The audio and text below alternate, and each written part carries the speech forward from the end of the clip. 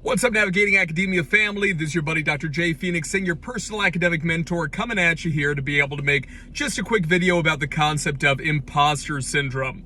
A valued viewer several weeks ago asked me to be able to address this. I'm going to make a more comprehensive video on it here in the upcoming weeks after I end up moving to Barcelona. But in the meanwhile, what I want to do is to be able to just give you guys some general advice on how to be able to deal with it, because I think it's something that a lot of people do end up dealing with in one way or another. So if you haven't heard of imposter syndrome, which I'm sure basically all of you have, imposter syndrome is the concept that you just basically don't think that either that you're good enough, or if you do think that you're good enough, you just don't kind of feel like you fit within a given field. And in this case, because of what we talk about here on this channel, probably what you're talking about is that you don't fit within academia. This could be, for example, that, you finished undergrad, you go to grad school, and you look at all these other grad students and you're like, God, these people seem to really know a lot more than I do, or they went to fancier schools undergrad, or wow, like them and their supervisor have known each other for 3 years. I barely know my supervisor. Or this could be that when you're a postdoc, right, and it's like, okay, now it's time to apply for tenure track positions, and you're like, all these folks have more publications than me. These folks, their alma mater, the place that they got their doctorate, was a place that's so tightly aligned with the leading universities in your country in that profession. And I went to a school in a different country. I don't have those connections. Or it could be that you are actually in a faculty position and you're looking around and saying, I don't have that grant funding that other people have. I don't have, the opportunity to go and give keynote lectures places. I'm not getting paid to be able to do consultation or to give, pre-conference workshops or independent trainings. I'm not getting paid for this kind of stuff. And then I go over here to the medical school. So for example, I'm in psychology. Starting salary is like 65 to 75K. Then all of a sudden I go over to psychiatry, and this actually happened to me, I remember, when I was at the University of Pennsylvania. And a colleague of mine who had just gotten hired as an assistant professor in department of psychiatry at Perelman School of Medicine, she's like, yeah, it's crazy how underpaid I am. So I said, how much are you getting paid? They're like, they're only paying me $160. And I'm just like, 160? I was like, go to psychology departments, 160, out of your mind? Right? So this is one of these situations where that sense of being an imposter can really kind of gnaw away at us, slowly but surely, right? I always think that these things are kind of like, like water torture, so they used to call it Chinese water torture. I'm sure there's kind of a technical name for it, insofar as the concept of like individual drops of water, right? Just one after another, you're kind of like tied down, one after another, and it's just little drops of water, so it doesn't seem like a big deal. But when this is continued over and over and over again for a very long time, it ends up feeling like daggers are getting, like shoved into your head. It's insanely painful. It's like a method of torture, right? And it's something that is so tiny, but it's so insidious at the exact same time, right? So essentially, like, I'm a religious guy, you guys know if you watch, right? So I'm a Christian guy or whatever, right? So like, for example, the term Satan is loosely translated is basically the accuser, like the prosecutor, right? And so the accuser basically just means that like somebody's prosecuting you, somebody's just like tapping at you. They're not shoving, stuff. No. They're just tapping at you gently, right? And we do this to ourselves, right? We just tap these little thoughts, just tap that doubt that we have. It just taps at us, right? And that over time can grow and grow into something that ends up feeling like not a molehill, but a mountain, okay? So the fact of the matter is, a few things. First of all, is that when we look at other people, I remember when I first got into academia, I got my first publication in my field of forensic psychology, right? After I got that first publication, to be honest with you, I thought I was the ish, right? And I remember going to this one conference and like literally like, introducing myself to people because my supervisor didn't go to US conferences. And I would go out and I would talk to folks and all and be like, oh yeah, I just published this paper in such and such a journal. And these people kind of, giving me this like, crooked eyebrow or this kind of like side eye sort of a thing. Why? Because all of them had like, 15 publications, 50 publications, 150 publications. And I'm talking about this one publication all that I've got. Now, it was one of these things where I definitely started grad school as an overly confident guy, right? Remember that we talk on this channel about how essentially self-esteem can be expressed as an equation, and the equation is your ideal self minus your perceived self, right? So the problem is, like we also talk about in some of my other videos, in terms of that equation, right? When you get into grad school, right, usually you getting in is like the greatest thing that's ever happened to you professionally, right? Especially if you're just getting out of undergrad, you're transitioning directly to that, right? In other words, your ideal self and your perceived self are the same place.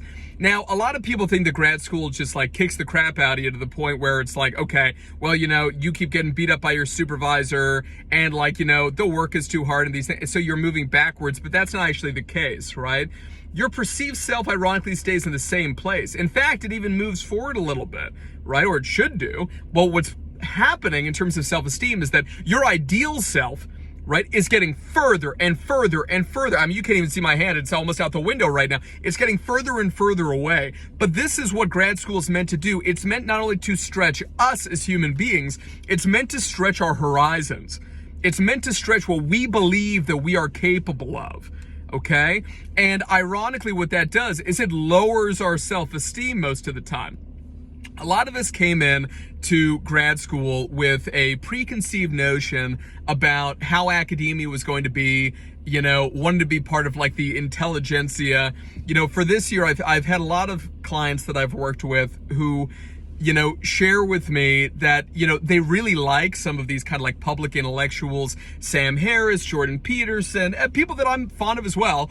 And it's one of these things though, where they thought that, they could kind of be like that, kind of out of the gate, right? So it's like, I'm going to go to grad school and then I'm going to make, all these seminal contributions while I'm there. Then I'll have the doctorate that I can go out and everybody's going to listen to me and this kind of stuff. That's not the case. But the fact of the matter is that it is very important to understand that naivete and that confidence that maybe you came in with, which could, sometimes borders on hubris, mine definitely did, which means overly prideful, right? Those two things are necessary to be able to motivate you to actually be able to succeed. Naivete is incredibly important, right? You need to be naive enough to believe that things are easier than they are. Otherwise, you wouldn't even try to do them. Right? So for example, like you get into the field, like I had one publication or whatever in my field of forensic psychology. I had others in other fields, but only one in psych by the end of my second year of graduate school, right? And I remember looking around and because I was thinking to myself, okay, so like I want to get a postdoc. And then people were like, okay, well, you need at least like, 5 to 15 publications like, in your field to be able to do that in my field, right? And I was like, are you kidding me? I'm like, how the hell am I going to make that work, right? But instead of it being super intimidating, I had that hubris because I was naive. I didn't realize just how hard it was going to be. But this did end up resulting in me some days in grad school, like I'm not being hyperbolic, working 36-hour days to the point where I would be very ashamed of myself. So people would leave the office and then I would go. So I'd get to the office, get to the hospital that I worked at about 5 or 6 p.m., right? And then I would stay, right, through the night. In the morning, people would come and then people would leave, okay? And I would stay or whatever into the morning hours. And before people would get back, I would leave the office, right? And this whole thing was very embarrassing and full of shame for me because I thought that I wasn't good enough. I thought that there was just no way that I can kind of make this work. But I wouldn't have even started any of it or any of the attempts to be able to get publications during grad school. And out of my grad school experience, I would say I at least had, I don't know, 20, probably by the end of it, like 20 publications or something, right? And now I've got about 90, right? And so it's one of these things where you can like absolutely do it, but it's very, very painful, especially the beginning there. So that naivete and that sense of pressure isn't necessarily a bad thing, but we can get really intimidated when we take a look at kind of what other people have. And remember, there's that saying, comparison is the thief of joy. And this is very, very true. This is the problem with social media. This is the problem with stuff like any photo-based platform like Instagram, right? I think it's terrible. Right? Why? Because it's not trying to share stories about stuff. It's just all about how stuff looks. I don't like that. right? I do not, because the world isn't like that, right? And I would rather be out here experiencing stuff directly as opposed to just going around trying to get nice photos and stuff. That's not me. That's other people. It's not me, right? So anyway, when it comes to imposter syndrome though, right, you have to remember that what's the saying, right, which I really do agree with, that it's like the best time to start was yesterday, the second best time is today, right? So that's the thing, is if you're comparing yourself to other people, they have 50 publications, you have one, right? You have two options. Number one is to be able to sit there, paralysis by analysis, just totally destroyed by your fear, and then definitely 100% you will fail. 100%. Okay? You can have a 1% chance of success, or you can have a 100% chance of failure, right? Sitting around saying, you know what, I could do it if I wanted to, I just don't want to. That's a cop-out, and that's bullshit. So if you're sitting around saying that to yourself, nope, it's not gonna work, guys, okay? I need you to get off your butt, and I need you to basically say to yourself, somebody's gotta be successful. Why not you? Somebody's gotta be successful. Why not you? Instead of thinking about, well, why me? You know, why would this happen? Why not? You can make this happen if you have the discipline, because the motivation's not going to be there every day. I guarantee you, right? You will not always be motivated, right? So you need to learn to be disciplined, right? The motivation isn't always going to be there. I think I misstated that a moment ago, right? So, but you have to learn how to be able to be disciplined, right? Get on a schedule, make sure everything is set up. Try to control as many variables in your life as you can. Why? Because then when you do want to twist one particular knob, like productivity, and turn it up, you can do that very successfully. Oftentimes in life, we try to spin way too many plates at the exact same time, right? It's good to be able to get some plates going at a pretty steady pace, right? And then turn up the speed on one of them, okay? You won't always be only turning up the speed on one of them. Maybe that, you know, is work right now, but later on you want it to be family, or later on you want to get another degree, so it'll be education. Whatever it happens to be, you have to make those decisions, right? But the one thing that I can tell you is that imposter syndrome is purely perceptual. Okay, the number of people, guys, when I started in my career, who told me that, like my first business, which I sold back in 2017, everybody in my field told me that I was an idiot. People told me, nobody believed in me. I guarantee it. From a business perspective, I had no business background. I had no business degree. I had nothing, right? I moved back home from overseas where I was making a 6-figure salary, and I literally just lived like a poor person. I had no idea what I was doing, right? But I had the naivete and the overconfidence, which does get broken down, by the way, right? It's not like you're overconfident and then you just stay confident. You're overconfident, so you start and then you say, oh shit, what have I done? But you're already on that path. You've already committed to doing it basically in your head. And so you've got to keep doing it at that stage. I didn't have a choice. I'd given up my other options. I couldn't just fly back overseas and be like, hey guys, I want my job back. No, I basically put everything into one basket and I had to make it work, okay? Oftentimes, when we're comparing ourselves to other people, when they see what they have and that we don't, remember the difference between jealousy and envy, right? Jealousy is that you look at somebody else and you say, that person has what I wish I had, F that person, right? I should have it, F that person. No, jealousy will get you nowhere. Envy, on the other hand, I think is healthy. Envy is looking at that person, for example, I'm outside the gym right now, looking at that person at the gym who's in much better shape than myself and saying, wow, like this is really impressive. Like this person, I'm seeing the kind of stuff that they're doing. I bet if I learn to do what that person is doing and I actually executed on it, I could have similar outcomes. Now, maybe my body composition or my genes won't let me look exactly like that, right? But I bet you that I can basically make myself the best version in that physical realm of myself if I were to do something similar, because that's really, really impressive, right? That's how we need to be in academia as well. There's no use being jealous, because that's just going to mean that you and a bunch of other people are going to sit around talking shit about somebody else in academia who maybe is being a little bit more successful than you are right now, as opposed to looking at that person and saying, wow, this person is being quite successful. I wonder what I could do that's kind of similar that would end up producing similar outcomes for myself. Because that's what we're looking for at the end of the day, right? All of us want to build something that's meaningful and that produces a sense of personal meaning. This is critical. And what is going to bring you that sustainable joy? I don't objectively care about whether you're happy or not. I don't care about whether I'm happy either. I care about what brings you sustainable joy.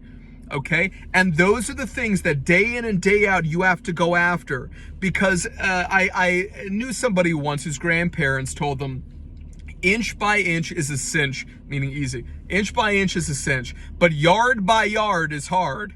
And this is so true. We're using the gym example every single day, a little caloric deficit. Little caloric deficit. You get on the scale or whatever, you see this kind of like fractional move.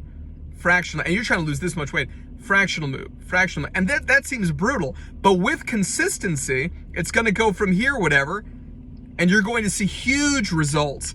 But it is going to take a long time. We want to go in my, I'm a millennial. In my generation, Gen Z, we want to go too fast.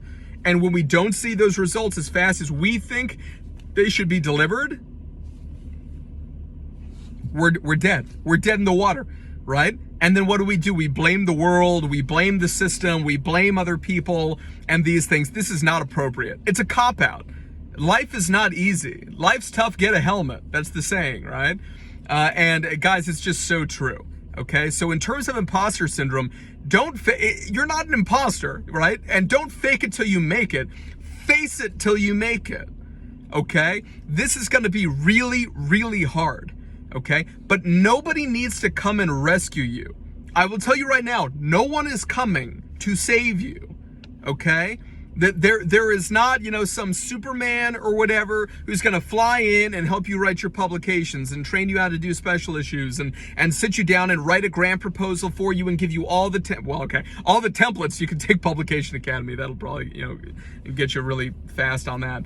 But nobody's going to come along and do the work for you or make you a subject matter expert. Nobody is going to just give you the respect and admiration that you desire. This isn't a thing. Right? So it's really important for you to be able to kind of, get a grip on yourself, where you are right now, to recognize the process. You don't have to enjoy the process. People focus way too much on enjoy the journey. You don't have to enjoy it, but that doesn't mean that you don't have to go on it. Okay? Words are cheap. Okay? Faith without works is dead. Okay? You can't just think it. You have to act. You have to execute. This is incredibly important, guys. Okay? And obviously, if you need somebody to hold you accountable or to be able to just get together with you, who you can, once a week, right? I've had people like this in the past, clients of mine in the past, who are just like, Dr. Singh, just once a week, I just need to come and complain. I need to complain to you. But the reason is that I don't want to complain to anybody else. I want to keep my mouth shut at the office. I want to keep my mouth shut with my colleagues. I want to keep my mouth shut up with my friends who are in my cohort. But I need to complain to somebody, right? And just let them know what's going on and be upset or cry or whatever it is, right? But I need to talk to somebody about feeling weak and feeling tired and feeling upset. And I'm okay with that, right? You guys can absolutely use me for that purpose. I've done this in the past, right? So if you need somebody to either hold you accountable to be able to push you in a constructive and healthy way, or if you need somebody where it's just like Dr. Singh, I just need a safe place where I can come and talk and be okay, right? I can help you out with that as well, right? Because everybody deserves that in their life, all right?